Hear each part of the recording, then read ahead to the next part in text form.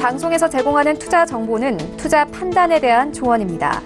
방송에서 제공하는 주식의 가치, 가격 상승 및 가격 하락에 대해서는 방송사에서 보장하지 않습니다.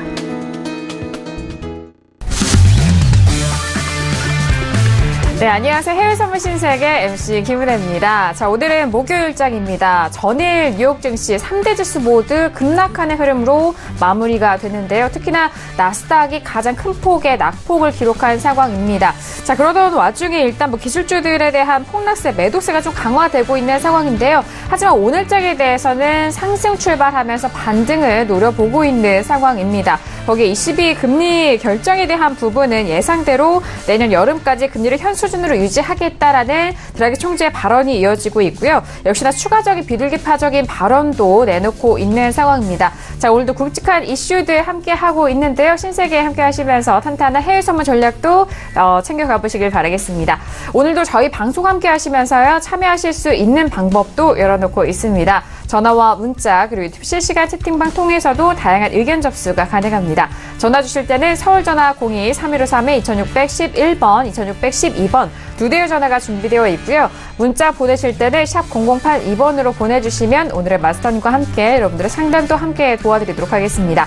자, 그리고 저희 방송은 유튜브로도 실시간 시청 가능합니다. 유튜브 들어오셔서 서울경제TV를 검색을 하시면 바로 실시간 시청과 함께 채팅방 활용도 가능하니까요. 많은 시청 부탁드리도록 하겠습니다.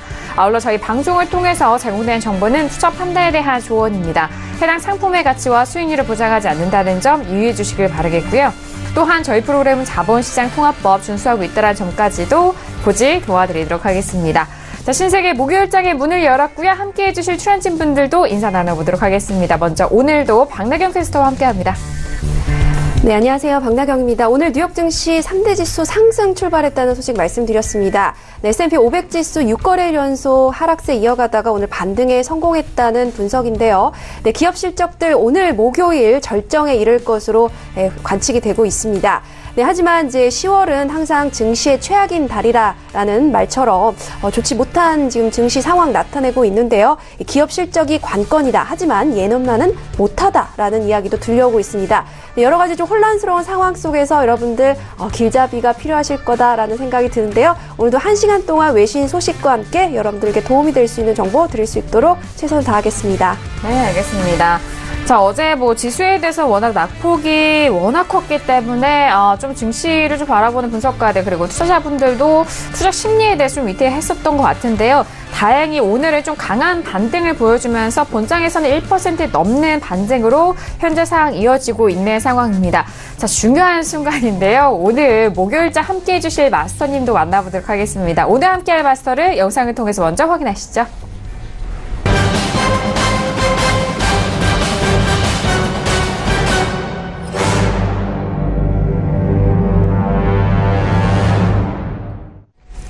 네, 오늘은요, 어제장에 이어서 오늘도 절제 마스터님과 함께 하도록 하겠습니다. 어서오세요. 반갑습니다. 네, 안녕하십니까. 네, 반갑습니다. 네, 안녕하십니까. 절제 마스터 김민주입니다. 오늘은 시청자들과 투자자들이 가장 궁금해하신 부분은 미증시가 과연 바닥 다지기가 좀 끝났는지 아니면 기업 실적이 호조가 이어지면서 낙폭을 만회하는 부분은 과연 오늘 장세에서 이어질 수 있을지 또 크루드 오일은 과연 저점을 찍었는지 이런 부분에 관해서 좀 이야기를 나눠보는 시간을 갖도록 하겠습니다. 네, 알겠습니다. 오늘 어제장에도 원유 재고 발표 전후로도 워낙 좋은 전략도 제시를 해주셨고 지수에 대해서도 마찬가지인데요. 오늘장 특히나 어제 낙폭이 워낙 컸기 때문에 오늘 지수에 대한 방향성과 추세에 대해서 궁금하실 분들 많으실 것 같습니다. 차근차근 저희가 이슈를 통해서 전달해 드리도록 할 테니까요. 기대 많이 해주시길 바라겠습니다. 자, 지금 시각은 11시 4분 지나면서 오늘 뉴욕 증시가 개장이 된 지 34분 지나간 상황인데요. 현재 시세 먼저 살펴드리고 구체적인 전략 이어가 보도록 하겠습니다. 시세 보시죠. 네, 먼저 오늘 뉴욕 증시는 아마존과 구글 실적의 주시합에서 상승 출발한 상황입니다. 그렇다면 선물 시장 쪽에서는 어떻게 흘러가고 있을까요? 먼저 S&P 500 지수 보시죠. 지금 0.74% 넘게 올라오면서 고점을 높여가고 있습니다. 2694.75포인트 선에서 거래가 되고 있고요. 자, 그리고 나스닥, 어제장 낙폭이 큰 나스닥인 만큼 반등도 세게 나옵니다. 현재 6,992.50포인트까지 올라오면서 1.70% 강한 반등으로 이어가고 있고요. 자, 그리고 유로 FX 함께 보시죠. 자, 어제장의 달러 인덱스 계속적으로 좀 높여가고 있는 상황을 보셨을 텐데 어제장 좀 하락이 컸습니다. 그리고 현재 부근에서 추가적으로 하락하면서 1.14 초반 라인인데요. 1.14240달러 선이 0.10%의 하락세 보여주고 있습니다. 자, 그리고 골드도 함께 보시죠. 자, 골드 계속적으로 같은 가격대 안에서 일단 1230대 라인에서는 지지가 됩니다. 1232.1달러 선이고요. 0.36%의 하락세 보여주고 있습니다. 자, 그리고 어제장에 원유 재고 발표 함께 했습니다. 일단 재고가 예상치보다 늘어난 수치로 재고가 확인이 됐고요. 어제장엔 윗꼬리가 상당히 길게 달렸습니다. 결국 종가는 66.39달러 선으로 마무리가 됐고 현재는 다시 반등하면서 1% 넘는 강한 상승으로 67달러 회복이 됩니다. 67.47달러 선으로 1.64% 상승세 보여주고 있는 5일까지 현재 시세 살펴드렸습니다. 네, 일단 지수에 대해서는 어제장의 낙폭이 컸기 때문에 3대 지수 모두 크게 반등을 하고 있는 상황인데 특히나 4% 넘게 밀렸었던 나스닥이 더욱더 탄력이 큰 상황입니다. 자, 그리고 실적 발표도 굵직한 기업들이 기다리고 있기 때문에 이들 재료까지 좀 흡수를 하고 있는 상황인 것 같은데요. 다양한 지표도 나오고 있고 먼저 외신 소식 정리한 이후에 구체적인 전략 나눠보도록 하겠습니다. 박나영 캐스터 통해서 다시 한번 정리할게요. 네, 첫 번째 소식은 유럽 중앙은행 총재인 드라기 총재의 발언 소식입니다. 네, 유럽 중앙은행이 모든 정책 금리를 동결하고 또 자산 매입을 예정대로 올해 12월에 종료한다고 발표를 했습니다. 또 내년 여름까지 금리를 현재 수준으로 유지하겠다는 기존 방침도 재차 확인을 했는데요. 네, 이렇게 기존 300억 유로 규모에서 이번 달부터 150억 유로 규모로 줄어든 자산 매입은 이제 올해 말 종료가 됩니다. 네, 또 만기 도래 보유 자산의 재투자는 순 자산 매입 종료 이후에도 상당 기간 유지하겠다는 입장도 밝혔습니다. 네, 그리고 미국의 9월 내구 수주가 0.8% 정도 증가한 것으로 나타났는데요. 항공기 수주가 급증한 영향이다라는 분석 나오고 있습니다. 네, 그리고 미국의 주간 실업보험 청구자 수가 허리케인 마이클 영향으로 21만 5천 명을 기록했다는 소식이고요. 네, 또 월가 전문가들은 기업 실적 악화의 우려는 물론 글로벌의 경기 둔화 가능성, 또 무역 갈등과 지정학적 리스크 등이 섞이면서 투자 심리가 급격히 얼어붙었다는 진단을 내놨습니다. 네, 그렇게 위험 요인들이 좀 빠르게 해소될 요인들이 아니기 때문에 시장 불안이 더욱더 길어질 수 있다는 우려 섞인 전망 내놨습니다. 네, 그리고 연준 베이지북은요, 이 경제가 완만한 속도로 확장 중이다라는 이야기 내놨다는 소식이고요. 또 클리블랜드 준비은행 연은 총재가 트럼프 대통령의 연준에 대한 비판이 금리 결정에 영향을 주지 않을 것이다라는 발언을 내놨습니다. 네, 나는 2001년부터 FOMC 회의에 참석해왔고 또 FOMC는 공공을 대신해서 정책을 정하는 데 초점을 두고 가격 안정성과 완전 고용이 회의의 주된 목적이다. 독립적인 기관이다라는 점을 다시 한번 강조를 하면서 추가 금리 인상을 지지한다는 역시 발언도 내놨습니다. 네, 그리고 간밤 미국 증시가 급락한 가운데 이 미국 증시의 다음 향방이 알려줄 수 있는 이 사이렌 주식, 사일렌트 스톡스는 인텔과 애플이 될 것이다라는 CNBC 보도가 나왔습니다. 네, 인텔이 기술주의 주요 변곡 포인트라면서 인텔에 따라서 증시가 상승세 혹은 하락세를 나타낼지 결정할 것이다라고 이야기를 하고 있습니다.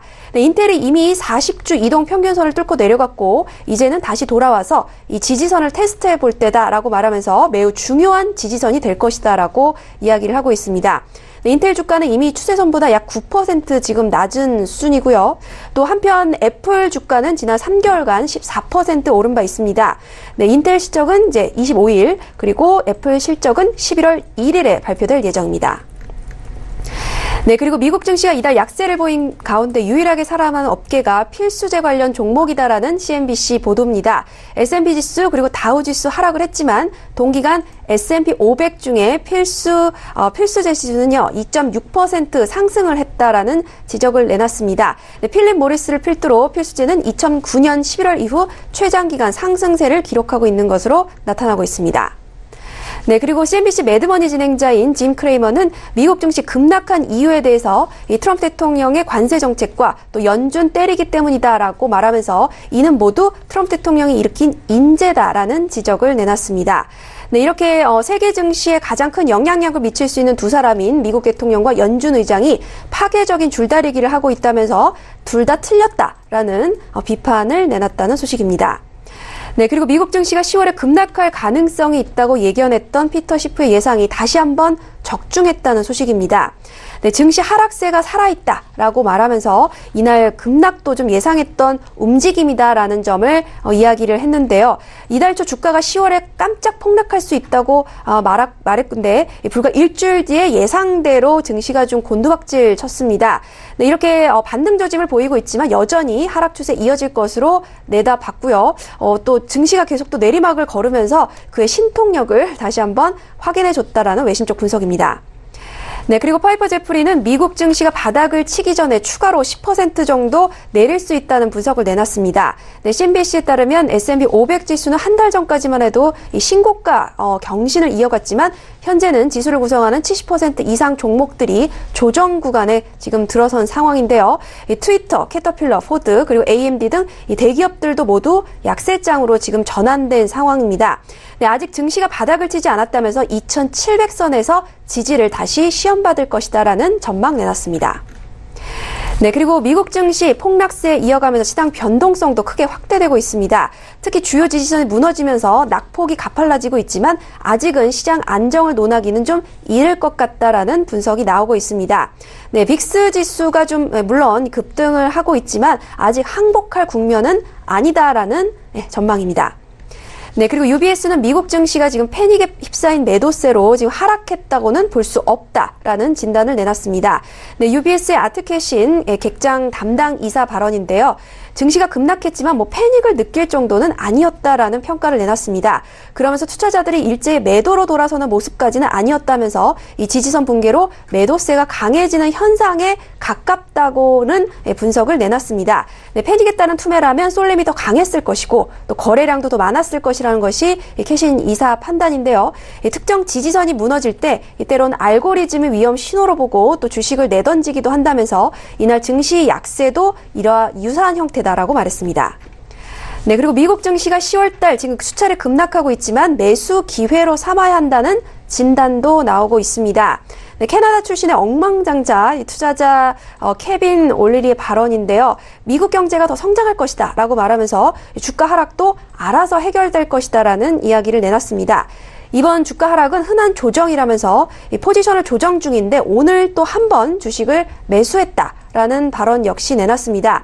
이 워런 버핏은요, 이 다른 사람들이 공포를 느낄 때 욕심을 가지라고 했다라는 이 말도 함께 내놓으면서 이 투자자들이 지금 제대로 된 판단을 하지 못하고 있다라는 이야기도 내놓고 있고요. 미국 연준이 주가 조정을 유발했다고 판단했습니다. 네, 그리고 월스트리트저널이 더 큰 혼란이 다가오고 있다라는 경고를 내놨는데요. 최근 금융시장 투매 현상이 지속되면서 주식과 또 원자재 같은 위험 자산이 동조화 현상을 보이고 있기 때문이다라고 말하면서 이렇게 분석을 내놨습니다. 또 위험 자산 사이의 상관관계가 높아지는 현상도 어느 현상이든 더 과격한 움직임이 나타날 것이다라는 점을 시사하고 있는데요. 또 서로 다른 자산이 발을 맞춰서 움직이는 것은 과도한 낙관론이나 또 공포심을 드러내는 점이라는 것에서 우려되는 신호다라고 보고 있습니다. 네, 그렇기 때문에 투자자들이 기업의 수익과 같은 이 펀더멘털 대신 분위기에 휩쓸려서 대량으로 매매하면서 이런 현상이 나타나고 있다는 분석 내놨고요. 네, 투자자들의 리스크 회피 움직임이 강해지면서 달러 대비 엔화 가치가 104엔대까지 급등할 수 있다라는 전망이 나오고 있습니다. 네, 니혼게이자의 신문에 따르면 미조 은행의 이 칼럼니스트 발언을 인용해서 보도를 했습니다. 주가 하락에 따른 투자자의 리스크 회피는 투기 세력의 자금원이었던 엔화의 환매수를 불러와서 저위험 통화로의 매수세를 자극할 것이다라는 판단을 했다고 합니다. 네, 그리고 일본 중앙은행의 부총재 발언인데요. 의도적으로 버블을 강하게 터뜨리면 경제가 심각한 불황에 빠질 위험이 있다라는 경고를 내놨습니다. 네, 자산 가격 상승에 대해서 예방적으로 금융 긴축 정책을 취해야 하는지에 대해서는 여전히 의론의 여지가 있다라고 발언을 했는데요. 일본은행의 대표적인 리플레이션파로 꼽히고 있는 이 부총재입니다. 네, 금융위기가 발생했을 경우에 이 확장적인 거시경제 정책으로 대응할 필요가 있다라고 말하면서 이 대응이 늦어지면 경제가 디플레이션에 빠져서 헤어나오기가 어렵다라는 분석도 함께 내놨습니다. 네, 이상 여기까지 오늘 오프닝 이슈 전달 드리도록 하겠습니다. 네, 일단 지수에 대한 부분의 실적 발표도 이어져 오고 있고, 오늘은 22쪽에서 금리 동결로 이어지면서 시장에 대해서는 추가적인 코멘트들이 나오고 있는 상황입니다. 지표 발표도 오늘 많이 나오고 있는데요. 앞서서 실업 청구 건수도 있었고, 현재 미국의 잠정 주택 판매 지수도 나온 상황입니다. 전월 대비 0.5% 증가하면서 월가 예상치를 상회했다라는 소식까지 다시 한번 전달을 해드리고요. 일단 본장에서는 지금 다우 지수가 1% 그리고 S&P도 1%의 상승대인데 어제 낙폭이 가장 심했었던 나스닥이 지금 본장에서 2% 넘는 2.06%의 상승세 보여지고 있고요. 그리고 러셀 2000 지수도 현재 1% 넘는 상승세를 보이고 있는 상황입니다. 자, 그럼 오늘 절제마스터님과 다뤄볼 이슈 먼저 확인해 보도록 하겠습니다. 오늘의 퓨처스 이슈 토크 먼저 화면 통해서 확인하시죠. 네, 오늘의 퓨처스 이슈 토크입니다. 먼저 첫 번째 이슈는 S&P 500 12월물입니다. 기술주 부진 우려 속에서 S&P 500 지수는 상승 출발한 상황이고요. 일단 본장에서의 지수 관련돼서는 모두 상승 출발한 상황입니다. 첫 번째 이슈로 지수에 대해서 살펴드리도록 하겠고요. 자, 두 번째 이슈는 어제 워드 재고 발표 함께 했었던 크루드오일입니다. 12월물이고요. 미국의 휘발유 재고 감소 속에서 반등이 발생한 상황입니다. 현재 부근에서는 원유 재고는 어제 증가는 했지만 휘발유에 대한 재고는 감소한 상황 속인데요. 오늘 추가적으로 상승하고 있는 오일에 대해서 현재 구간의 전략 세워보도록 하겠습니다.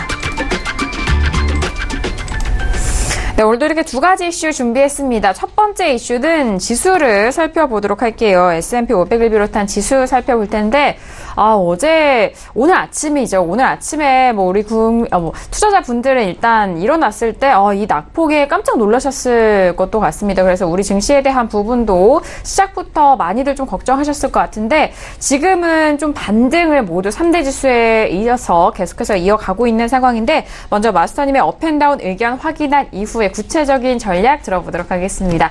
자, 들어볼게요. 하나, 둘, 셋. 업이네요. 네.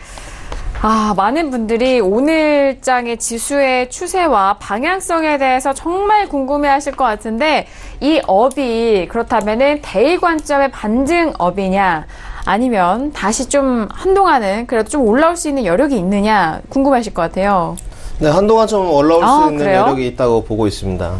일단 바닥 따지기는 조금 어제로서 끝나지 않았나 이렇게 좀 판단을 하고 있고요. 어제 이제 보잉의 주가가 굉장히 잘 나오면서 상승 흐름을 이어가다가 결국 스트루먼트와 AT&T 지금 주가가 장중 8% 정도 하락을 하면서 다시금 하방으로 내리꽂는 이런 모습이 나왔었는데요. 결국은 지금 나스닥이나 S&P가 회복하는 모습을 보면 좀 7,000선을 지키고 싶어하는 의지가 좀 지표에서 보인다 이렇게 좀 판단을 하고 있습니다. 또한 오늘 여러 가지 기업 실적이 지금 예정되어 있는 상황인데요.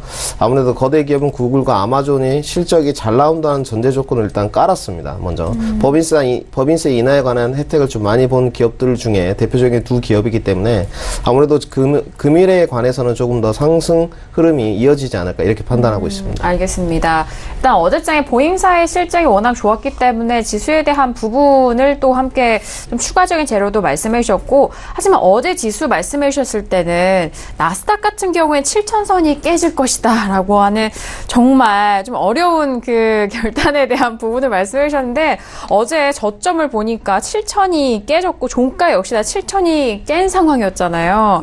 네, 나스닥은 어제 많이 깨진 것과 마찬가지로 오늘 좀 반등이 더 잘 나오고 있는데, 나스닥은 어떻게 보실까요?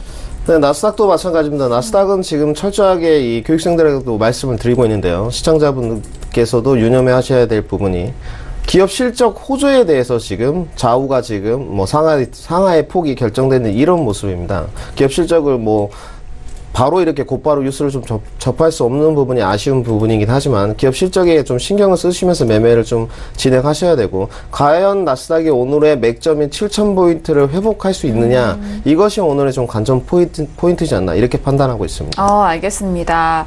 지금은 아직 이 탄력이 7,000선까지는 못 미치고 있는 상황인데 오늘 기준에 대한 부분은 7,000선의 회복 여부가 될 것 같습니다. 그렇다면 지금의 이 반등세가 뭐 초반보다는 반등이 좀 더뎌지고 있는데 7,000이 회복이 된다면 추가적인 매수로 좀 봐도 될까요, 마스터님? 네, 저는 오늘 개인적으로 이 7,000포인트 안에 안착을 하고 7,020포인트를 좀 넘어간다면 상승폭을 7,070 라인까지는 좀 지켜보고 있습니다. 지금은 조금 윗꼬리를 달고 7,000선 가까이에 지금 도달했을 때 지금 하락 되돌림이 나오고 있는 모습인데요. 오늘 원래 상승의 낙폭은 6,980 라인까지를 예상했었습니다. 6,980 라인을 넘어가고 나서 다시 하락 되돌림이 나오고 있는데, 이것을 상승으로 이끌기 위한 동력은 조금 이따 발표될 기업 실적이다. 그리고 그 기업 실적은 뭐 어떻게 나올지는 모르겠습니다. 제 주관적인 판단으로는 좀 호조세가 이어지지 않을까 이렇게 생각하고 있습니다. 알겠습니다. 오늘의 상방에 대한 부분은 6,980으로 보셨는데 지금 뭐 기록하고 찍고 난 이후 좀 되돌림 받고 있는 상황인데요. 오늘의 이 반등이 7,000선을 좀 안착이 된다면 7,020, 그리고 7,020에 안착이 된다면 7,070까지도 좀 갈 수 있는 여력이 있지 않나라는 그런 말씀까지 업에 대한 의견, 지수에 대해서 다시 한번 풀어드렸습니다. 뭐 초반보다는 지금 상승세가 그렇게 뭐 추가적으로 이어지지는 않고 오히려 좀 되돌림을 주고 있는 상황이에요. 선물 쪽에서는 S&P가 지금 2,685까지 다시 좀 후퇴한 상황이고요. 나스닥도 마찬가지로 고점에서 좀 밀리면서 6,944 라인에서 거래가 되고 있는 상황입니다. 뭐 계속적으로 실적 이야기도 나오고 있고 지표에 대해서도 다시 짚어드려야 할 텐데요. 외신 통해서 다시 한번 정리해 보도록 하겠습니다. 박나연 캐스터. 네. 네, 오늘 뉴욕 증시 상승 출발했다는 소식 말씀을 드렸습니다. 네, S&P 500도 6거래일 이제 급등, 하락세에서 이제 오늘은 좀 이제 올라왔다는 소식이고요. 지금 제목에서 보시다시피 다우 지수도 250포인트 넘게 올라가고 있다라는 소식은 볼 수 있습니다.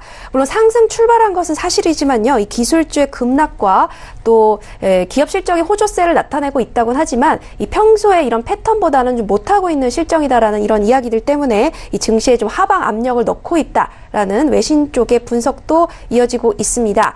네, 다우 지수 중에서는 마이크로소프트사가 좀 좋은 성적을 나타냈다라고 보이고 있고요. 또 S&P 500도 1.4% 증가를 했는데 이제 통신주 그리고 기술주들이 그래도 오늘은 조금 좋은 성적 보여줬다라는 분석이고요. 나스닥도 2.3% 상승 출발하는 모습 보여지고 있습니다.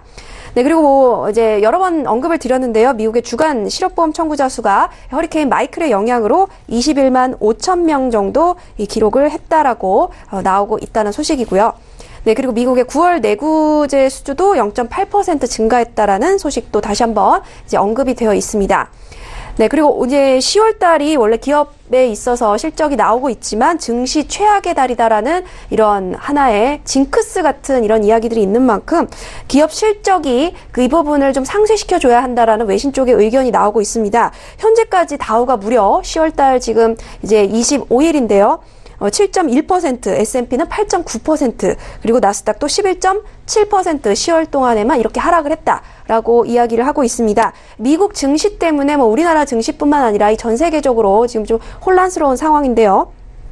네, 그 외 증시를 움직일 수 있는 동력으로는 뭐 이탈리아의 재정 우려, 그리고 사우디 언론인 암살 사태 아직 마무리가 안 됐고요. 무역 전쟁은 물론이고 또 부정적인 세계 경제 전망 부분도 한몫을 한다라는 이야기 나오고 있습니다. 사실 이제 트럼프 대통령이 11월 6일 중간 선거를 앞두고 이슈를 더 만들어낼 것으로 예상이 되지만 그 이슈가 증시 하방 압력을 줄 수도 있다라는 분석이 더 지배적입니다. 왜냐하면 뭔가 좀 미국의 좀 더 아메리카 퍼스트를 지향할 수 있는 좀 더 강한 이슈를 만들어내야 하는데 그 부분은 아무래도 이제 이 주변 국가들과의 충돌이 불가피한 상황이기 때문에 아무래도 증시 하방 쪽으로 좀 더 무게를 실을 수밖에 없다라는 외신 쪽의 분석도 나오고 있습니다. 한편 이제 마켓워치 기사를 말씀을 드리면 뭐 CNBC와 비슷한 내용이 좀 언급이 돼 있지만 이제 전문가들의 이 이제 분석적인 이야기들이 있어서 좀 소개를 해드리고자 합니다. 세븐스 리포트에서는요, 이 3분기 기업 실적이 다소 실망스럽다라고 이야기하면서 이 불확실한 현실 전망에 투자자들이 힘들다라고 말했는데 이 불확실한 현실 전망이란 너무 좋게만 이야기하고 있다라는 점을 지금 사실 이 좋게만 얘기하고 있는 리얼리티 현실이 포텐셜이야 사실적으로는 잠재적인 것이지 실제로 드러난 것이 아니기 때문에 이런 드러나지 않은 상황 속에서 투자자들을 휘둘리면서 불안해하고 있다 힘들다라고 이야기하고 있고요. 매도세가 과하다라고 이야기를 하면서 2015년 8월과 또 2016년 1월과 같은 이런 비슷한 급락세로 이어질 수도 있겠다라는 또 분석도 내놓고 있습니다. 네, 그리고 캐피털 이코노믹스에서는요, 이런 점들을 다 만회하기 위해서는 이제 아무래도 연준이 펼쳤던 뭐 재정 부양책이라든가 혹은 긴축적인 통화 정책이 점점 힘을 좀 이제 영향력을 잃어가면서 서서히 사라져가면서 결국은 미국 경기, 미국 경제에 큰 하방 압력, 짓눌림을 줄 것이다라고 이야기를 하고 있습니다. 사실 이렇게 지금 기관들이 경제 전망에 대해서 좀 우려 섞인 이야기들을 많이 내놓고 있기 때문에 앞서 말씀드린 바와 같이 이 세계의 경제 전망 우려 속에서 이 증시의 이제 견인 요인이 될 수 있다라는 이야기도 계속해서 들려오고 있습니다.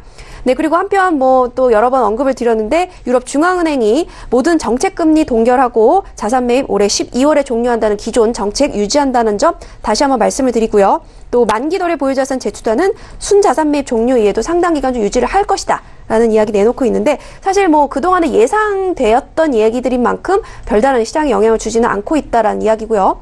마지막으로 트럼프 대통령 트위터를 좀 살펴보고자 합니다.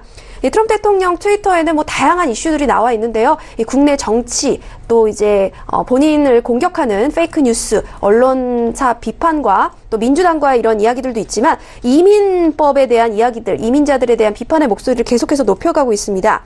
지난 5년간 유럽을 살펴봐라 말하면서 이 이민 정책을 불법 이민을 지지하는 자들을 봐라 이러면서 엉망진창이었다라고 말하고 있습니다. 캐러밴 규모가 지금 1만 4천 명으로 늘어나고 있는 시점이기 때문에 지금 트럼프 대통령은 국경 수호를 위해서 군력을 지금 동원을 하겠다라고 지금 발표를 하고 있고요. 이에 대해서 더욱더 중간 선거 때까지 강하게 밀어붙일 것을 시사하고 있습니다. 이 부분 때문에 이 시일이 점점 더 가까워지고 또 캐러밴 규모가 커지면서 이 부분도 분명히 이제 일단락을 지어야 할 텐데요. 어떤 식으로 마무리될지 향후 이제 앞으로 며칠 동안의 이 트럼프의 결정과 또 앞으로의 상황이 더욱더 주목되는 현실입니다. 여기까지 말씀드리도록 하겠습니다. 네, 첫 번째 이슈 지수에 대해서 외신 쪽의 의견 들어봤습니다. 문자로 질문 상담이 또 접수가 됐어요. 끝자리 3953님의 질문이고요. 마스터님, 그렇다면 지수는 이 가격에서 더 눌린다면 매수해도 될까요? 라고 눌림 시 매수에 대한 부분을 궁금해하시는 것 같은데 지금 반등세가 좀 주춤하고 있을 때 이 조정세를 이용해서 매수 들어가도 되는지 뭐 그런 전반적인 부분이 궁금해하시는 것 같은데요.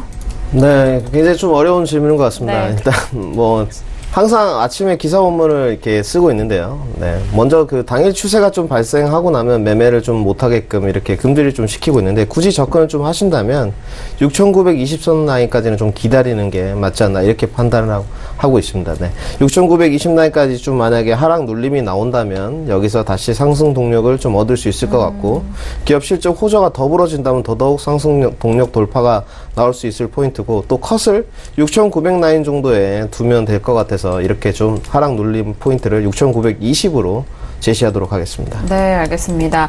일단 눌림에 대한 부분은 6,920선에 대해서 접근해 보셔라 라는 말씀이십니다. 워낙 또 추세가 한번 발생이 됐고 그 이후에 다시 또 가격대를 기다려 봐야 되기 때문에 일단 이 가격대가 오지 않는다면은 매수 접근 안 하시는 게 좋을 것 같아요. 네, 그렇습니다. 늘 좀 안 오면 안 잡는다. 이렇게 좀 보내주겠다 이런 좀 쿨한 마인드로 접근을 하셔야지 굳이 좀 쫓아가는 매매를 하시게 되면 늘 좀 탈이 생기기 마련입니다. 마음이 급해지고 초조해지는 이런 현상이 발생되기 때문에 그냥 안 오면 안 잡겠다 이런 좀 너그러운 마음으로 접근을 하시기 바랍니다. 네, 알겠습니다. 일단 눌림 매수에 대해서 궁금해 하셨기 때문에 그 부분에 있어서 좀 중점적으로 상담을 도와드렸으니까요. 가격대에 대해서 다시 한번 참고해 보시길 바라겠습니다. 자, 이어서 두 번째 이슈로 바로 넘어가 볼까요? 두 번째는 오일입니다. 어제 원유 재고 발표 함께 하셨는데 예상치보다 한 2배 정도 늘어난 원유 재고 증가가 확인이 된 상황입니다. 하지만 가솔린 재고 쪽에서는 좀 마이너스로 나오면서 더욱더 예상치보다 감소한 수치로 나오면서 어제 가격대가 참 궁금하셨을 것 같은데 어제 결국에는 크루드오일은 지금 66.39에 마감이 된 상황이고요. 현재는 1% 넘게 올라오면서 67달러는 일단 회복이 된 상황입니다. 자, 먼저 마스터님의 업앤다운 의견 확인한 이후에 다시 한번 추가적인 구체적인 전략 세워보도록 할게요. 들어볼까요? 하나, 둘, 셋.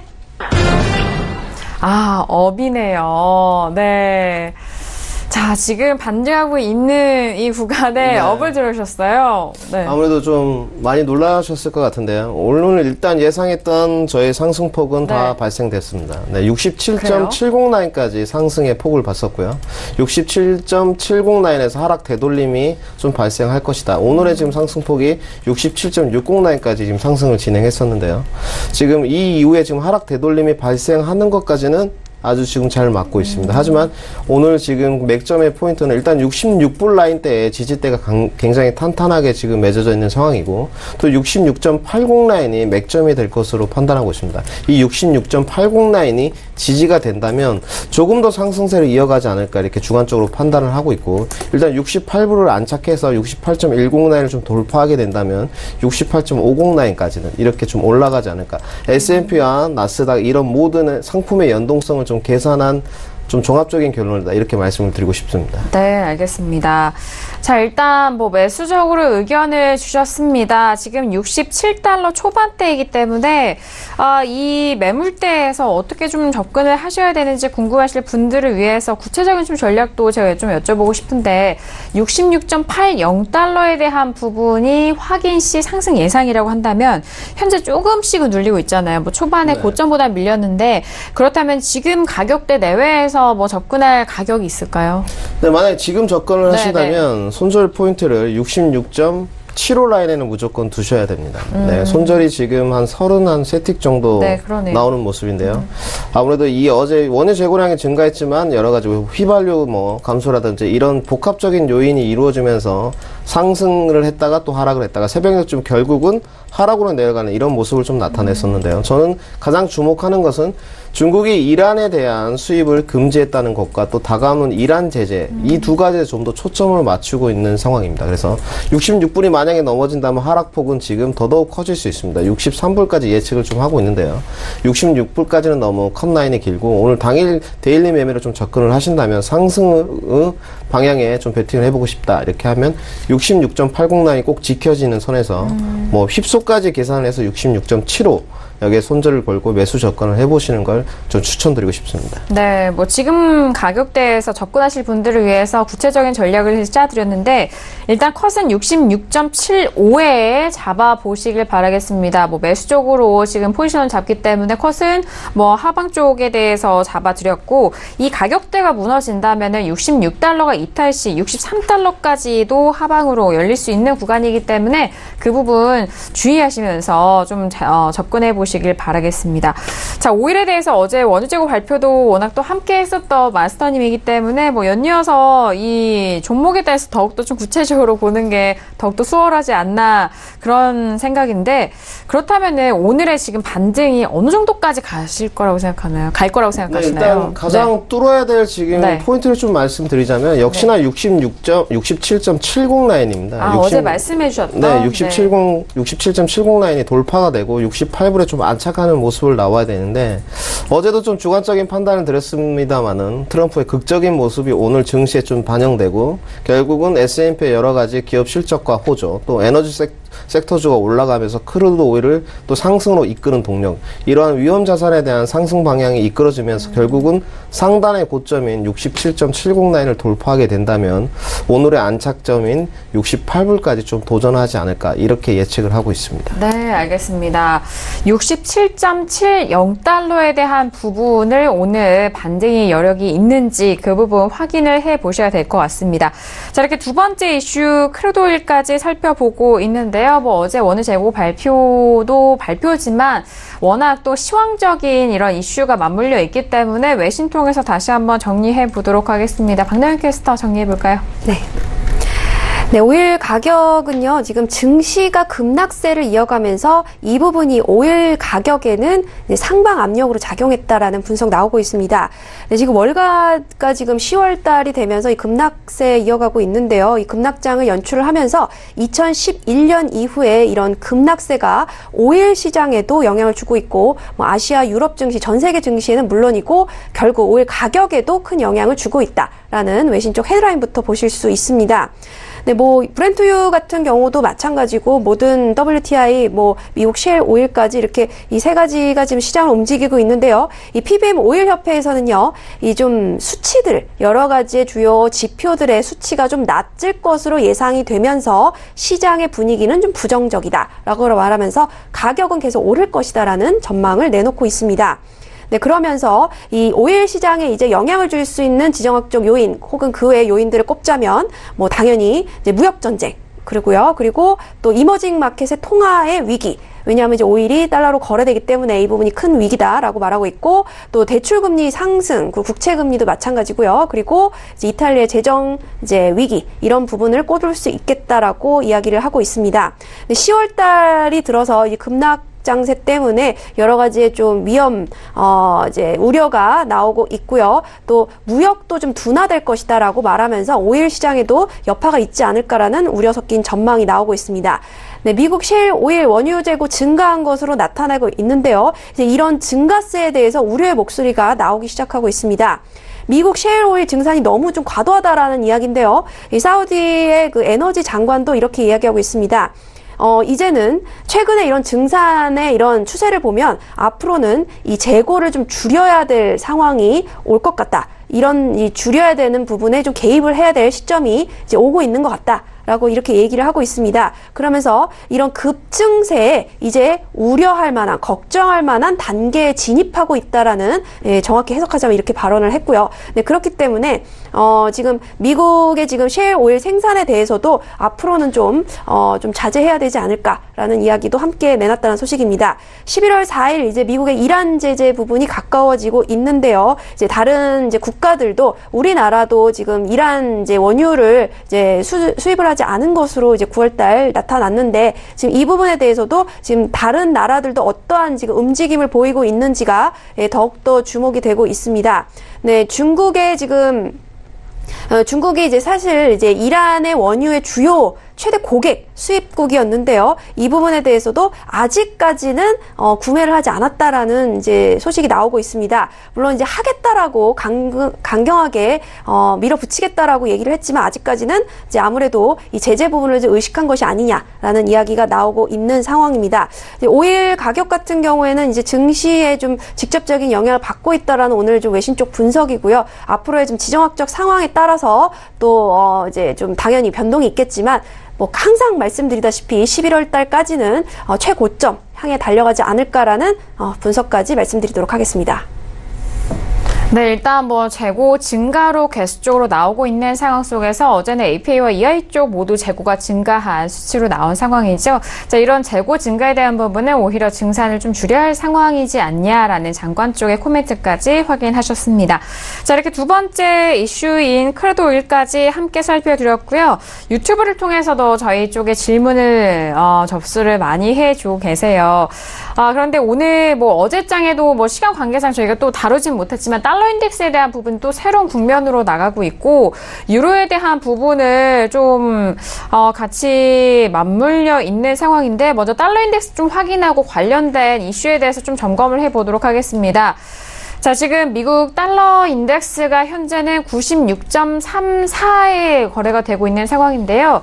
자, 증시 반등을 좀 시도를 할 수 있는 부분이냐, 그리고 앞서서 ECB 쪽에서는 금리 동결로 내년 여름까지에 대한 부분을 계속적으로 좀 비둘기파적인 그런 발언을 내놓고 있는 상황입니다. 자, 그런 시황 안에서 유로화 그리고 골드에 대한 전략이 참 궁금해하실 것 같은데, 이게 먼저 달러 인덱스도 봐야 될 것 같고, 그 안에 유로와 골드에 대해서 궁금해하시니까 일단 하나씩 좀 풀어주시면서 함께 짚어볼까요?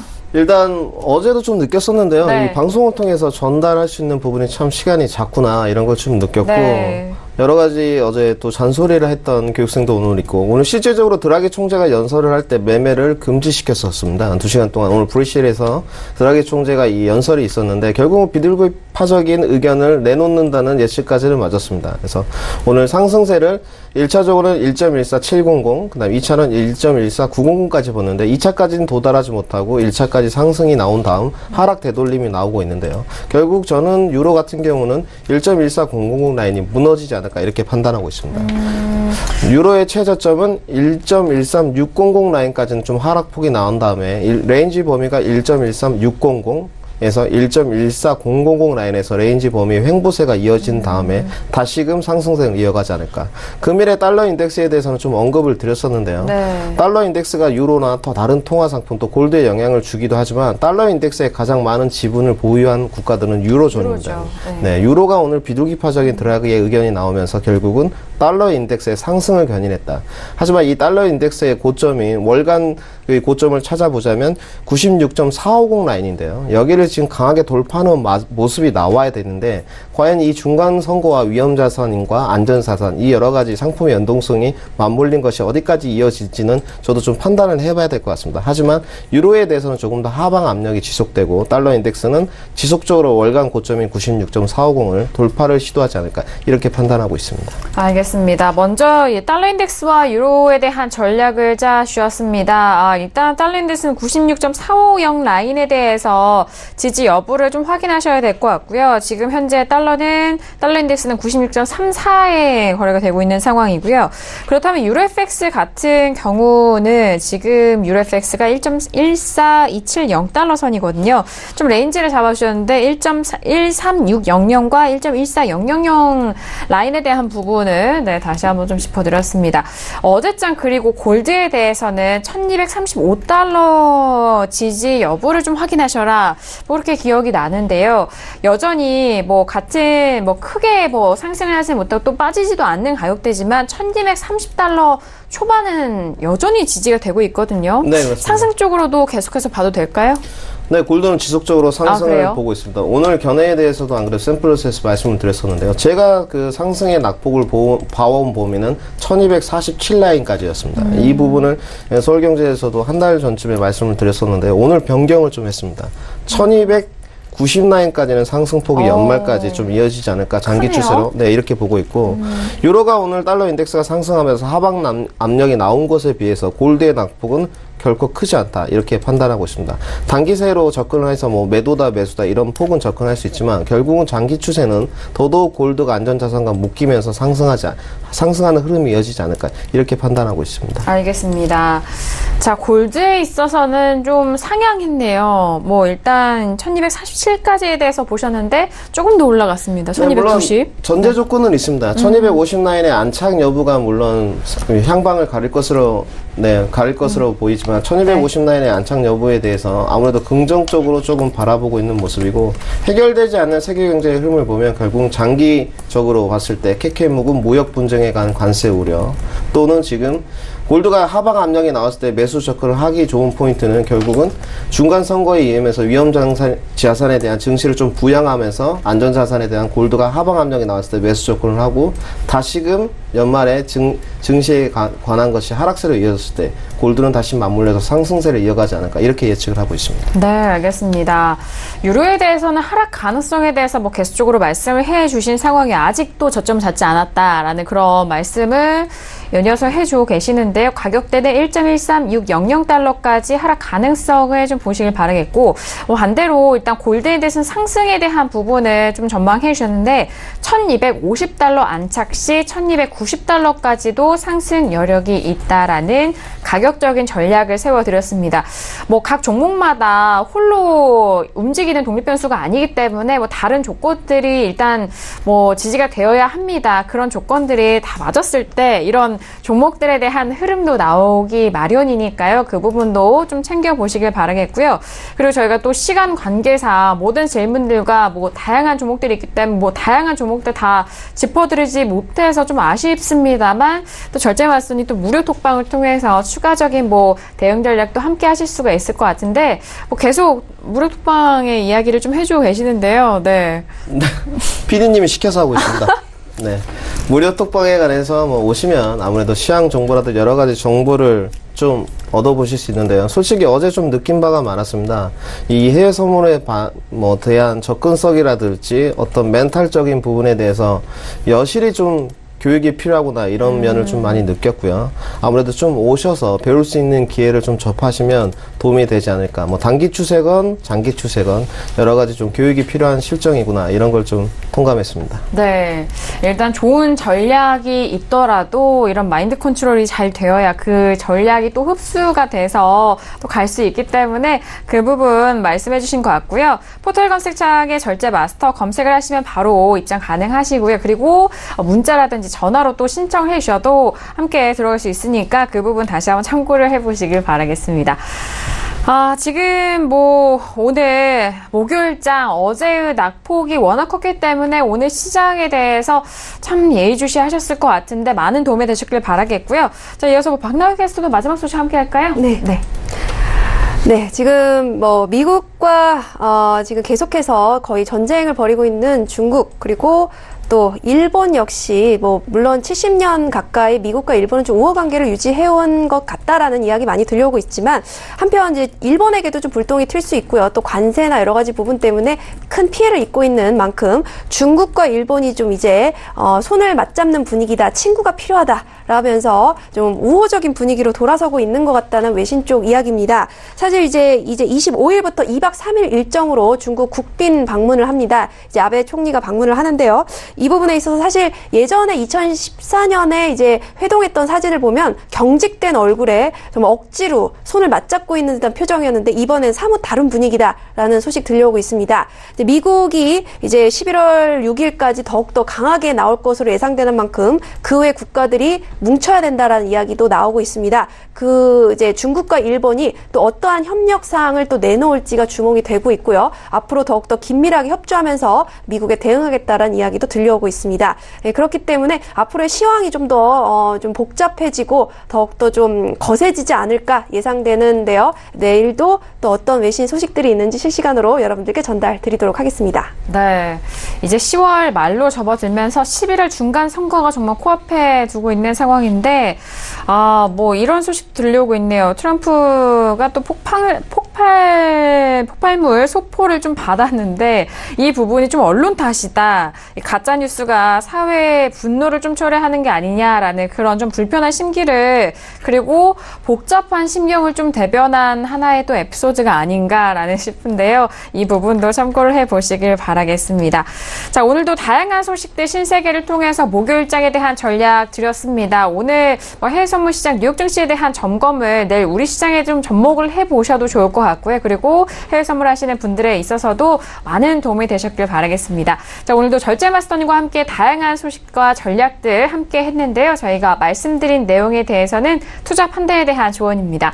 해당 상품의 가치와 수익률을 보장하지 않는다는 점 유의해 주시길 바라겠고요. 또한 저희 프로그램은 자본시장 통합법 준수하고 있다는 점까지도 고지 도와드리도록 하겠습니다. 자, 오늘 저희가 준비한 소식과 내용은 여기까지고요. 저희는 내일 이 시간이죠. 11시 다시 돌아오도록 하겠습니다. 함께해 주신 여러분 오늘도 고맙습니다.